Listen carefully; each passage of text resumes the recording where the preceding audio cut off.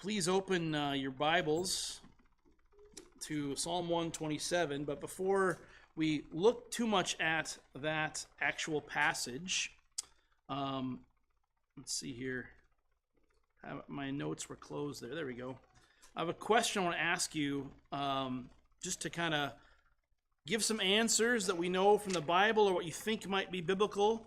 If you have a passage reference for your answer, that'd be great, but it's not required. The question I have is this: what does the Bible say about work? It's question A on your handouts. What does the Bible say about work? In other words, like what about work, about going to work, about people who are to work, as it relates to what does the Bible say about work? Lon? No worky, no eaty. How did I didn't think that was going to be the translation we get for the first answer, but I knew that would come. Okay. All right. No work, no eat. Okay. Stephanie. We know that work was instituted before the fall. God gave Adam the garden to work it. So work is good. It's honoring. So work is good in itself. Work is a good thing. It is a part of God's design for men. Okay. What else? Mariah.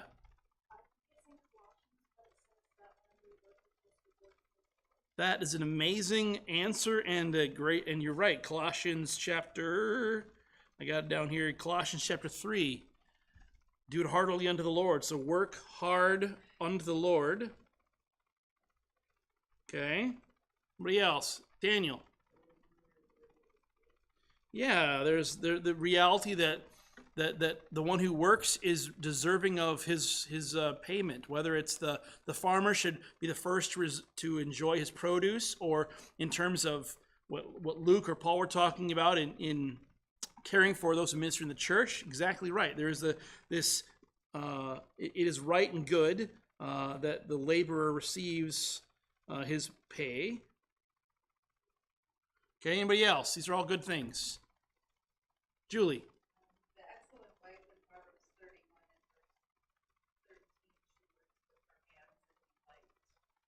Okay, she works with her hands in delight. Okay, so the attitude and of work. Okay,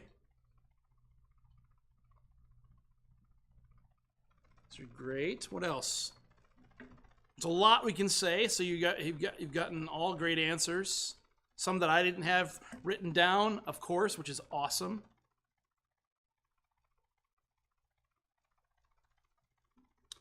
So the Bible has a lot to say about work. You guys covered several of them. Lon's no worky, no eaty is one I knew would come up.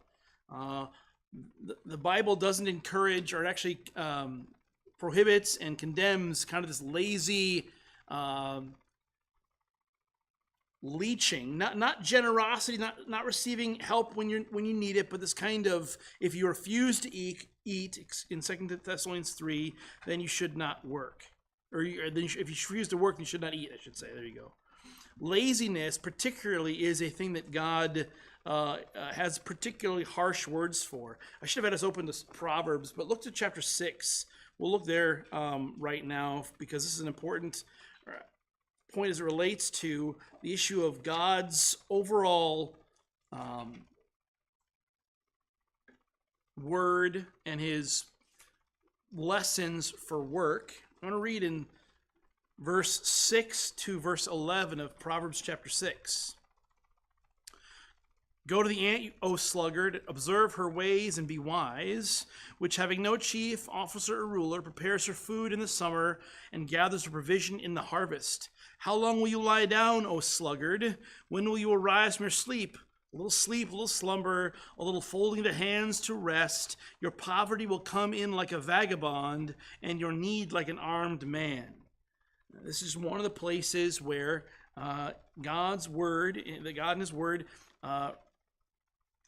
puts in no uncertain terms the wrongness of sluggishness, of laziness. Proverbs 18 verse 9 says, He also who is slack in his work is brother to one who destroys. So God is the biblical model, the principle, the teaching is that work is good, and it's good to work hard. The one who is lazy, who refuses to work, that is never commended. It is always condemned. Mariah mentioned that working hard with God in view. Julie's comment on the excellent wife working with delight deals with the attitude and the heart of the one who is working. Colossians chapter 3, whatever you do your work heartily as to the Lord rather than for men, knowing that from the Lord you will receive the reward of the inheritance. It is the Lord Christ whom you serve. And so even in our work, we're to have a bigger, broader, deeper focus that motivates and that really gives us, again, energy to work well and work hard. Diligence, again, is the opposite of laziness. Diligence is commended by God, and he often, particularly in the Proverbs, it's contrasted between diligence and slackness. Proverbs 10, verses 4 and 5. Poor is he who works with a negligent hand, but the hand of the diligent makes rich. He who gathers in summer is a son who acts wisely, but he who sleeps in harvest is a son who acts shamefully. Again, the principle is that hard work, working hard, is a good thing. Being diligent, getting up early, working hard to the Lord is a good thing. Other things that we could have talked about is the idea of generosity and being willing and able to help and share with those in need. Again, sharing with those in need is not somehow being in need and being shared with is not something to be ashamed of. As a matter of fact, I often find that, I was just telling someone this recently, I sometimes find it very difficult to share or to help people out when they have a need, because oftentimes either they don't think they want to be helped out because they can do it on their own. There might be pride involved or other kinds of reasons. Sometimes even helping can be hard. But it is good to be generous and share and help. And it's also good to be humble to receive aid when it is needed and provided. So the Bible, I think we just from our sharing just tonight, this very brief overview, has a lot to say about working hard, that working hard unto the Lord with a good attitude, not being lazy, is commended by God. Let's turn now to Psalm 127. I want to read this, and then I'm going to ask you some questions about it. We're going to read it twice, so I'll read it first and then ask you a question. So follow along as you're able in Psalm 127. Unless the Lord builds the house, they labor in vain who build it. Unless the Lord guards the city, the watchmen keep awake in vain. It is vain for you to rise up early, to retire late, to eat the bread of painful labors, for he gives to his beloved even in his sleep. Behold, the children are a gift of the Lord. The fruit of the womb is a reward. Like arrows in the hand of a warrior, so are the children of one's youth. How blessed is the man whose quiver is full of them. They will not be ashamed when they speak of their enemies in the gate. Now, the question I have for us right now is this. Did you see, or can you see, any structure in this psalm that we read through? I'm not asking for a detailed, multifaceted outline of the psalm, but can you see any way to break it up into sections, 1, 2, or more, because of the subject matter? I'm going to read it again, and I want you to kind of follow along, looking to see if there's any kind of organizing that happens. See if we can identify that together. So you can listen along and follow along as I read the psalm one more time. Unless the Lord builds the house, they labor in vain who build it. Unless the Lord guards a city, the watchmen keep awake in vain. It is vain for you to rise up early, to retire late, to eat the bread of painful labors, for he gives to his beloved even in his sleep. Behold, children are a gift of the Lord. The fruit of the womb is a reward. Like arrows in the hand of a warrior, so are the children of one's youth. How blessed is the man whose quiver is full of them. They will not be ashamed when they speak with their enemies in the gate. Did we see any kind of maybe division, any kind of way to break up the psalm into different sections that might be helpful as we look at it and study it tonight? Do we notice anything, anyone?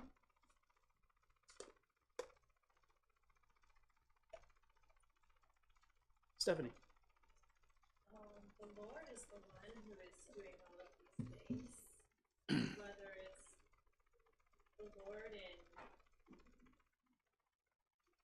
maybe the work that is about you, and then the Lord within your growing of your family. Okay.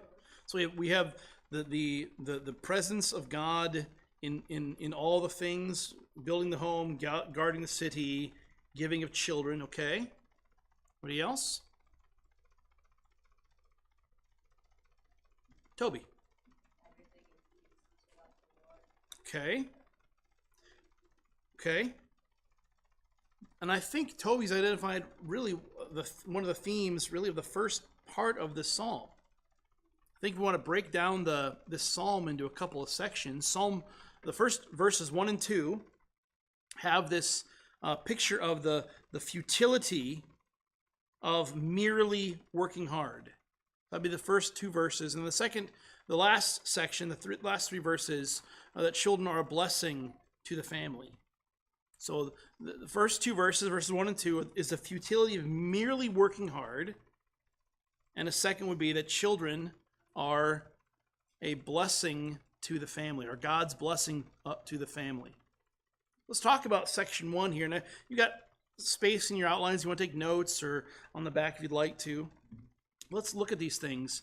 Notice in verse 1, there's kind of this, it's broken up almost in a redundant little verse there. You've got really two sections that are saying the same thing, and they both start with, unless the Lord does this, then whatever that is done is not good.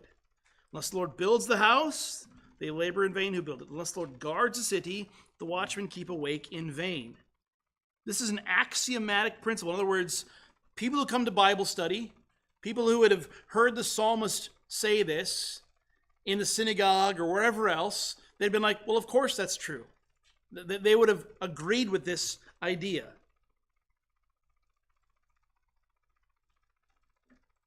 But notice what he's talking about, building the house and guarding the city.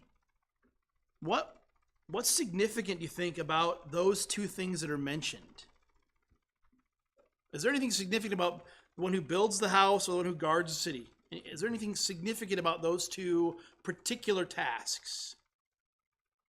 Any thoughts?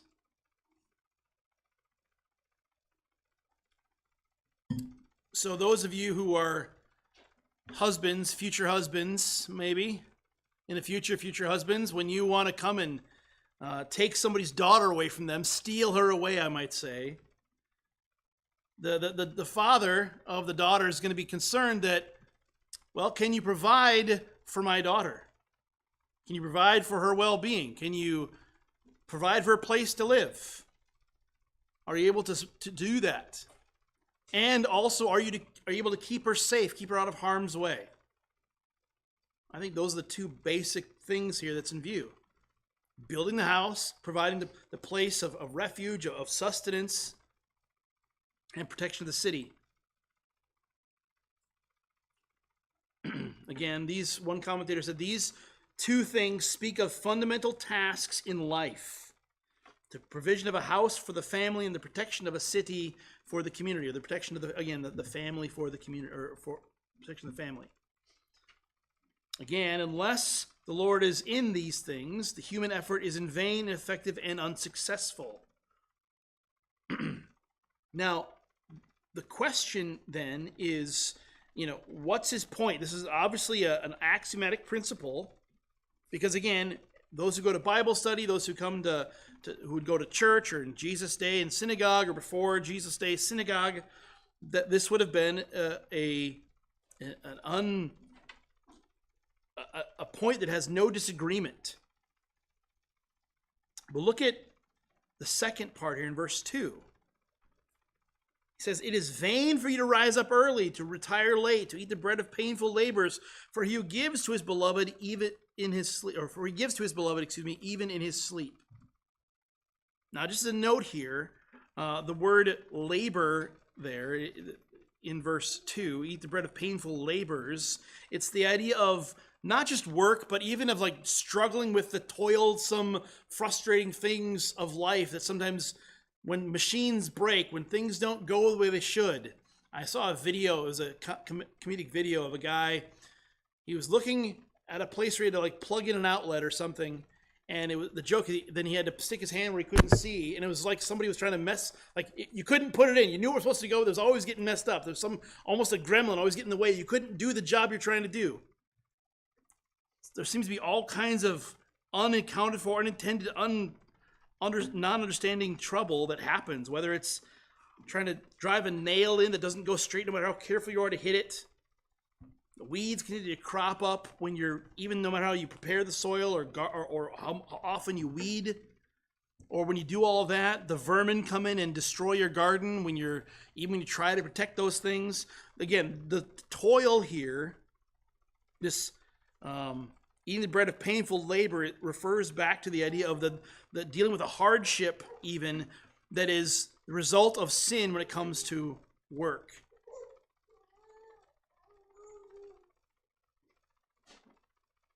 So on its face, maybe, verse 2 almost seems like it's strange. We established, I think properly so, in our previous conversation that God esteems or God commands diligent, hard work. But then he says in verse 2 that it's vain to rise up early or retire late or to eat the bread of painful labors.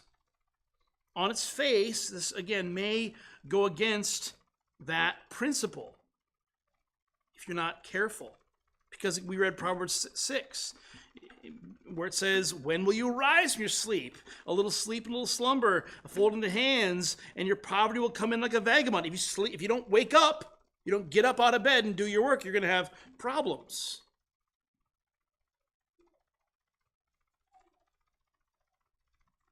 What do you think the point is here in this first section between verse 1 and now verse 2, in this section about the futility of merely working hard, as I've labeled that section? What are we getting at here? Why are these words of it's vain to rise up, retire early, or eat the bread of labor, painful labors? Any thoughts? Stephanie?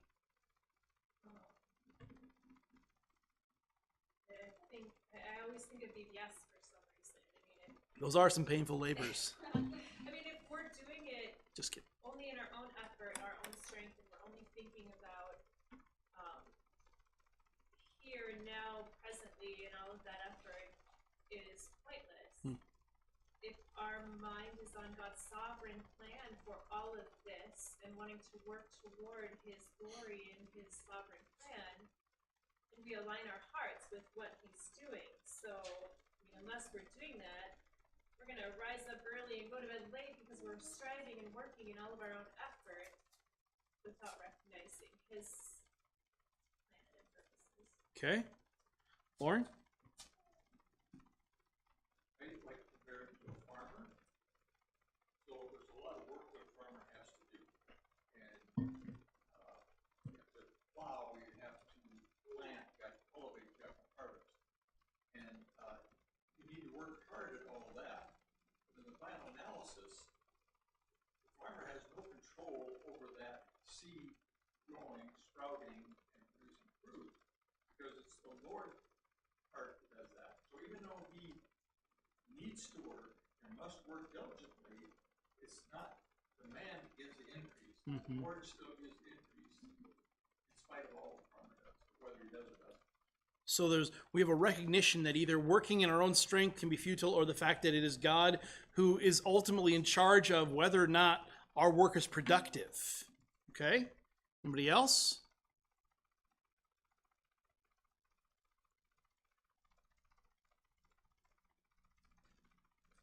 Listen to what one commentator said. He said, the psalmist here describes well the frenetic contemporary life in which people in their vain search for success take on more work, grasp additional opportunities, and become enslaved to an impossible schedule. Even meals, which are intended to be times of refreshing fellowship, are turned into hurried pit stops of have to get enough food. They become hasty as they continue a hasty entrance back into the rat race. Again, the idea is that the picture is this: gotta keep doing it, gotta keep doing it. I can't slow down. I can't even take a break. I gotta keep working through the night, waking up early.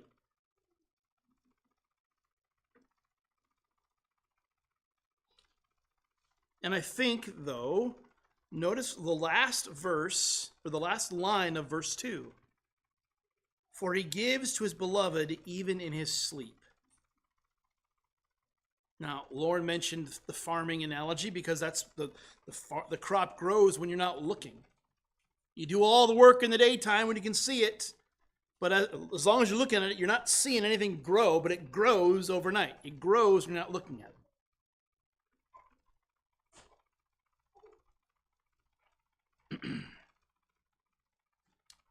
This commentator was echoed what has been said already. I'll read it again here. Those who place their complete trust in the Lord may rest assured that he knows their needs and will provide for them, and that agonizing and laboring in fear and anxiety may not get any more done than what God chooses to give. The life of faith is a life that rests in him. It may be diligent and industrious, but it will be free of the restless anxieties. Again, notice that important last phrase there. For he gives to his beloved even in their sleep. A couple of questions here. I think this would be question B on your outlines there. If striving hard to provide for and to protect the members of your family is done in vain without the Lord's involvement, what lesson, or what broader lesson are we to learn from this psalm? Again, we're looking at the first section. He talks about, again, building the house or guarding the city. If those two things are vanity, are done in vain without the Lord's involvement, what lesson are we to learn? What broader lesson should we take away from this psalm here?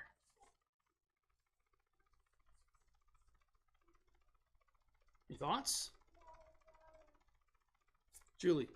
Don't leave the Lord out of any of your plans. Okay. Okay. Good. Doug?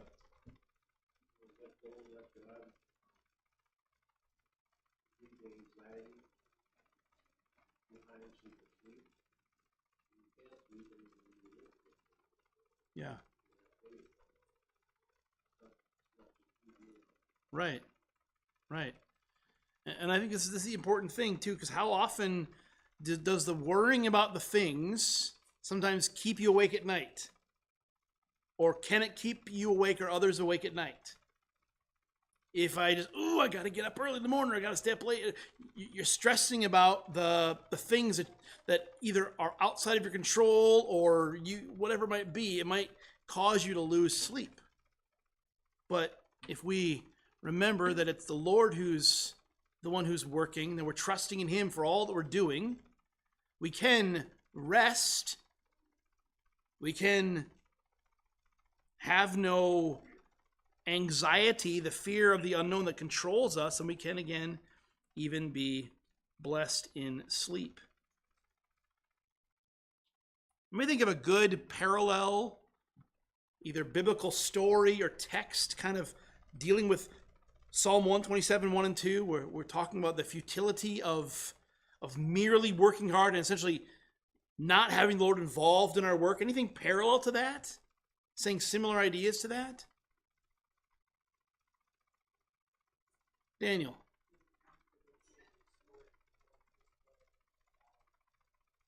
Yeah. Soul, you've got a lot stored up for you, the soul, this night your soul is required of you. That's yeah. Woe was the man who is rich here, but not rich towards God. Okay. Good. Anybody else?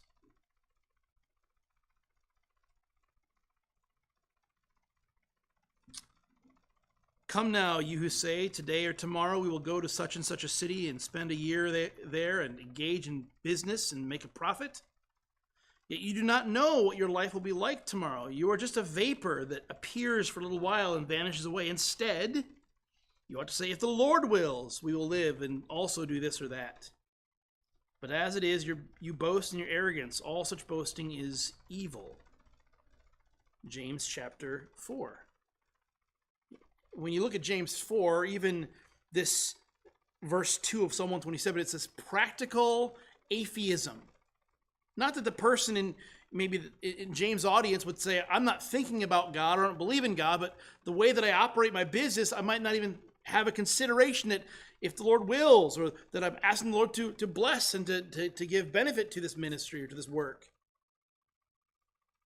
Or maybe the person who's busy trying to take care of his family, he's not believing in God, but he's not trusting or not asking the Lord to help him. He's not depending upon the Lord.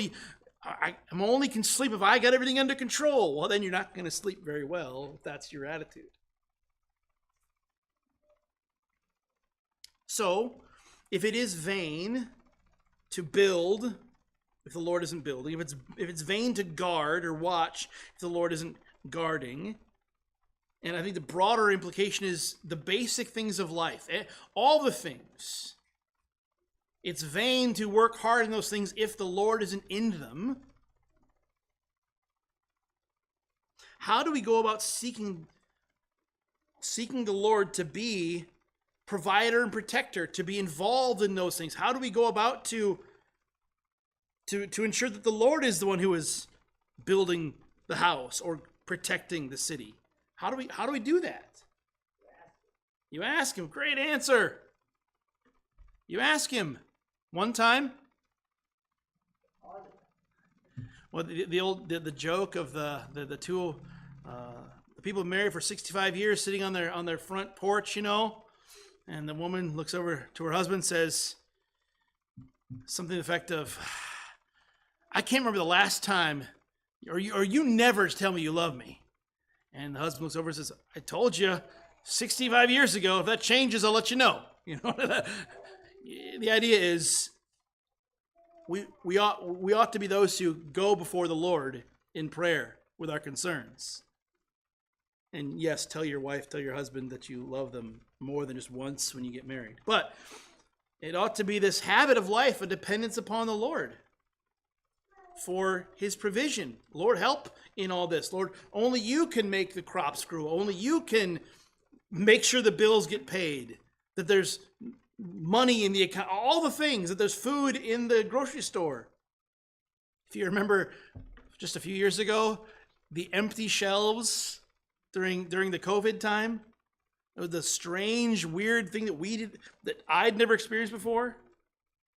All of a sudden we can just go down to the store and buy something, vapor vanished quickly. And people started stockpiling closet loads of toilet paper and other kinds of things, right? Of course, we all remember that. If you remember back farther, a few years, it was the Y2K thing, the things you did to prepare for the Y2K. Anyway, but Y2K, a lot of the kids are like, what was that? It's okay. It's not important. But yeah, we ask him. And we've kind of dealt with this other question here. Another question is on the bottom of the outline, or on the outlines there, letter C. What is the impact and implication of the last line of verse 2, that he gives to his beloved in his sleep? Well, we can rest without anxiety. Not that we don't think about what we need to do or plan to be diligent about our affairs, but that we don't need to be racked by anxiety of what's going to happen if this happens, or if that thing goes wrong, or I can't control these things. We trust the Lord because it's him who causes the growth. Philippians 4:6, be anxious for nothing, but in everything by prayer and supplication with thanksgiving, let your requests be made known to God. Don't be anxious about the things you can't control. If they start to weigh down on you, that's when Lord, help me with these things. You have the control. Please provide for my needs. So that was section 1.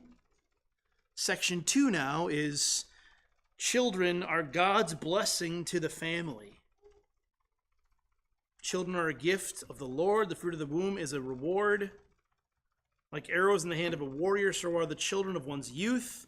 How blessed is the man whose quiver is full of them. They will not be ashamed when they speak of their enemy with their enemies in the gate. Listen to this. I thought this was a good comment.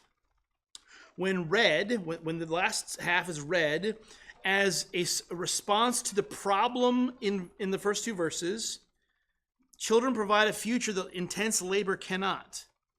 For through careful and godly molding of their children, a couple is able to assuage the pain of their ephemerality and achieve a lasting significance in the form of immortality. In other words, the commentators would say, and I think it's right, that it's not a guarantee that your children are going to turn out as you hope or pray. That is always the goal and the hope. But the principle is that children generally will, and that your children, those who come in your home and go after you, will be able to take your trust in the Lord, your principles, your belief, your faith, your convictions into places that you have never and could never go.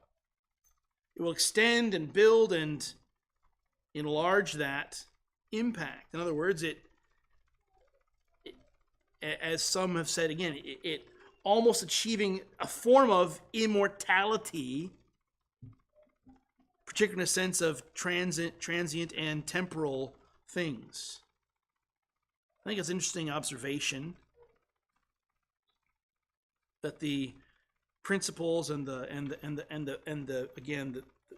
godly heritage will continue in God's grace, even when all the activities and the work and the industries are gone.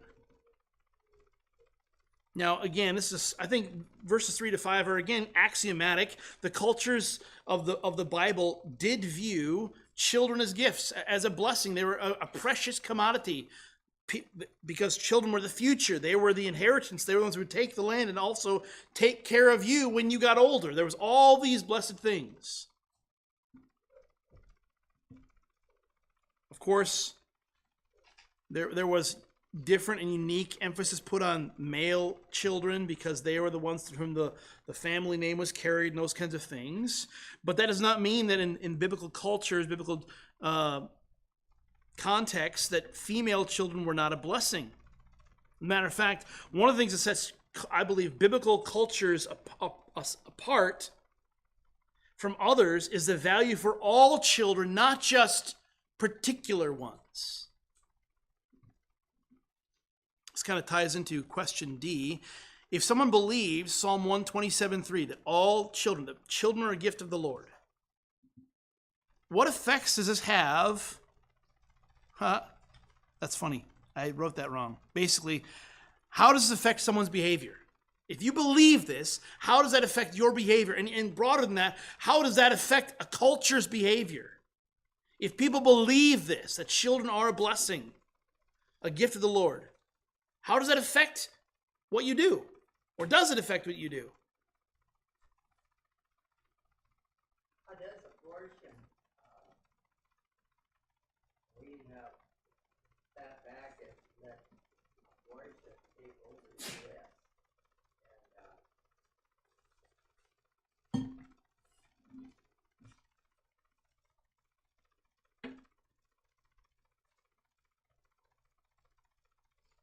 Kind of our fault. I didn't do it to stand up and say it's wrong. And there might have been 1,000 people who didn't say anything, but would have said that if I had spoken. Yeah, there's definitely, I think abortion definitely is one of those areas where if someone doesn't believe this, it's going to be part of the culture, whether it's a one-child policy in China, whether it's the Greeks who would sometimes leave the children out on the step, the unwanted children, or today, whether it's medical abortions or surgical abortions or whatever. That's definitely a consequence. And I would say, historically speaking, when I think about you mentioned the abortion issue, my understanding is, and I already mentioned, so I'll bring it up again. I think abortion, when it really came on the scene 50 years ago, kind of in a big way, I think a lot of Christians were not really certain of, like, they knew it was wrong. They knew they didn't like it, but they didn't have the deep, robust theology to undergird why it's wrong, and the questions of, well, what about if such and such tragic thing happens? Are you saying that this is bad still? And Christians were like, didn't have good answers for those questions. I think Christians still would have said, well, we don't. It's still wrong. I mean, I can't give you all the answers and say exactly why. I don't have all the responses to all the questions, but I know it's wrong. Similar. Again, I mentioned the great toilet paper hoarding of 2020 kind of situation when things were all shut down. A lot of people, a lot of Christians particularly, weren't excited and didn't know, how do we handle the whole thing where we're told not to go out or told not to gather? How do we handle that? How do we handle that as Christians, as faithful biblical Christians, and how do we handle that even as Americans? How do we handle this? And I think in the moment, both times, Christians, for all the reasons, didn't have the best answers in the moment. But following up, they were able to work through and figure out and undergird the proper biblical response better. And in the months and years following Roe versus Wade, or whatever it might be, there has been, I'm sure, men and women who said, yeah, abortion is wrong. And telling your children is a major step in doing what the Lord would have us do in those situations. So I think that part of the reason can be going through history is sometimes we're caught off guard and we're not sure how to respond right away. And there's wisdom in being slow to respond in certain things if I'm not sure exactly what all the issues are. There's wisdom in that too, and so we have to be careful. But ultimately, believing Psalm 127 verse 3 affects the way you're going to lean in your responses and how you're going to act, versus if you say, no, the children are, not all the children, not always, they're not a blessing, they're not a gift of God. Well, yes, they are.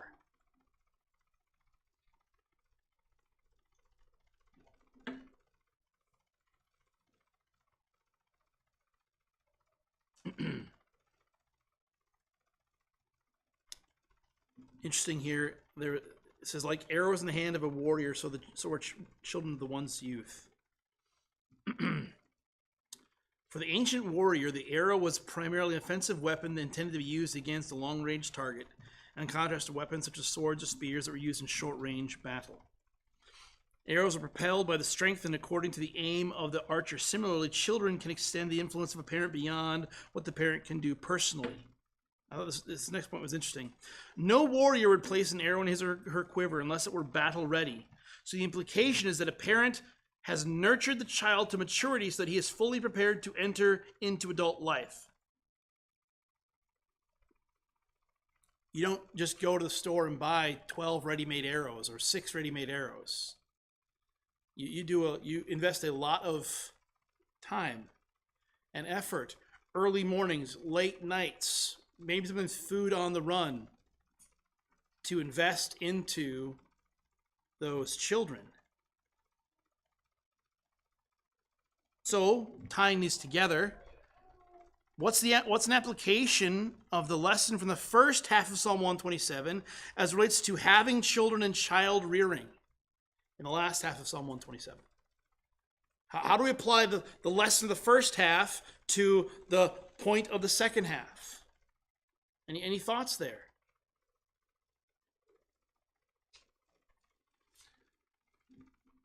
Unless the Lord is in the raising of the children, those who instruct their children do so in vain.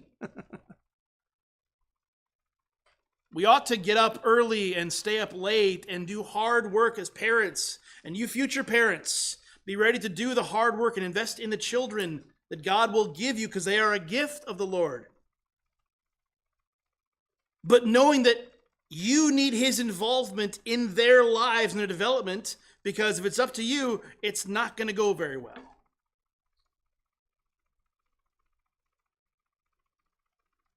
Again, we cannot be lazy about our parenting. Well, you know, I pray every night and God will take care of it. Okay, I mean, we got to be careful not to be cavalier, because we ought to pray and do the hard work of the parenting in all of the struggles. And usually it's when I'm more easily irritable by the things that my children either do or want to do. That's when I need to be a better parent and less of a selfish person.